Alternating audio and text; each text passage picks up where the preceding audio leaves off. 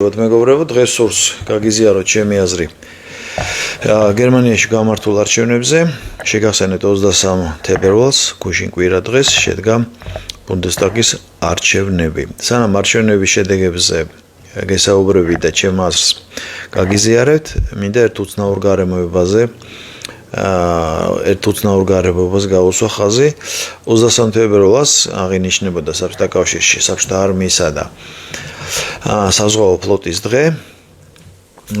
რუსეთის ფედერაცია როგორც სამართალმემკვიდრე საბჭოთა კავშირისა განაგრძობს ამ დღესასწაულის აღნიშვნას საკმაოდ პომპეზურად. ასევე შეგახსენებთ, რომ 23-ში ღამეს დაიწყო რუსეთ-უკრაინის ომი, კონფლიქტი, ვისაც როგორ უნდა ისე მოიხსენიოს და გერმანელებაც მოახერხეს და 23 თებერვალს ჩაატარეს თავიანთი არჩევნები. როგორც იტყვიან by Freud. ქრისტიან დემოკრატებმა ქრისტიან დემოკრატებმა გაიმარჯვეს 28.5%-ით, AfD-მ ალტერნატივა გერმანიისთვის მეორე ადგილი დაიკავა 20.8%-ით, სოციალ-დემოკრატებმა შოლცის პარტიამ დაიკავა მესამე ადგილი 16.4%-ით. ეს ითვლება, რომ მე მგონი ისტორიულად ყველაზე დაბალი შედეგი აჩვენა გერმანიის ისტორიაში. მეოთხე ადგილზე გავიდნენ მწვანეები 11%-ით და 8.8%-ით მეოთხე ადგილზე არიან მემარცხენეები. ეხლა როგორ გადანაწილდება მინისტრთა კაბინეტში ხმათა რაოდენობა. ესე იგი, 5 პარტიაა წარმოდგენილი და ამ 5 პარტიიდან 4 ამბობს, რომ არის თანამშრომლობს AfD-სთან. AfD არის ალტერნატივა გერმანიისთვის, იგი გერმანიაში არის აღქმული როგორც ულტრამემარჯვენე ფაშისტური პარტია. და ალის ვაიდელი მისი ლიდერი, გალბატონი, მიჩნეულია როგორც ნეოფაშისტად.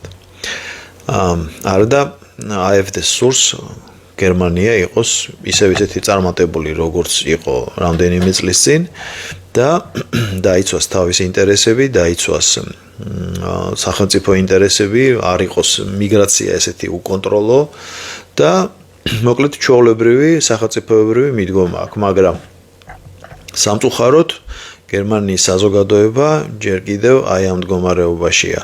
ამ რაღაც ფსევდოლიბერალური ღირებულებები ცხოვრობს და აი ესეთი ჯანსაღი აზრი, გერმანელებისთვის ჯანსაღი აზრი მიჩნეულია როგორც უკიდურეს მემარჯვენეობად და რამის ფაშიზმად.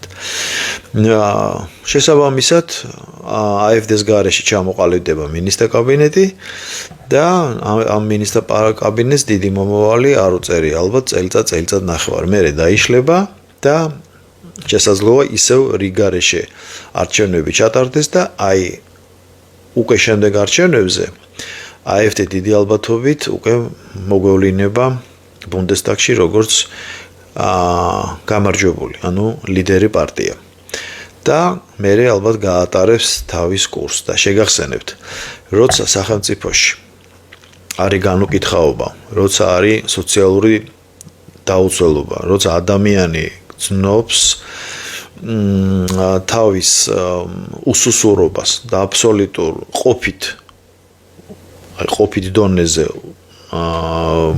დაუცველობას, ამას მერე მოყვება აი ამ ულტრალიბერალიზმით, ქანქარის პრინციპით, ეს მთელი საზოგადოება მერე უცებ გადაეწყობა ულტრამემარჯვენეობაზე, მართლა გადავა ეს მოძრაობა ფაშიზმში და მერე დაიწყება ანგარიშწორება და დაიწყება როგორც ემიგრანტებზე, ასევე პოლიტიკურ ოპონენტებზე. რიგ შემთხვევაში კანონიერად და რიგ შემთხვევაში სამწუხაროდ არაკანონიერად. და აი ამ ყველაფერს მერე შესაძლოა მოყვეს ისევ ახალი ავსტრიელი მხატვარი. და მე როგორც გონია, ეს იქნება გერმანიის ტრაგედია და გერმანიის დასასრული, იმიტომ რომ მესამე მსოფლიო ომის ინიციატორს უბრალოდ მომავალი აღარ ექნება გერმანიის სამწუხაროდ. აი ეს იყო რაც მინდოდა მეთქვა გერმანიასთან დაკავშირებით. დანარჩენი ინფორმაცია მედიაში ფართოდ შუქდება და მე ხა ისტორიულ წიაღისეულებში აღარ წავალ და ეს იყო ჩემი სუბიექტური აზრი გერმანიაში შექმნილ ვითარებას. დიდი მადლობა, კარგად ბრძანდებოდეთ.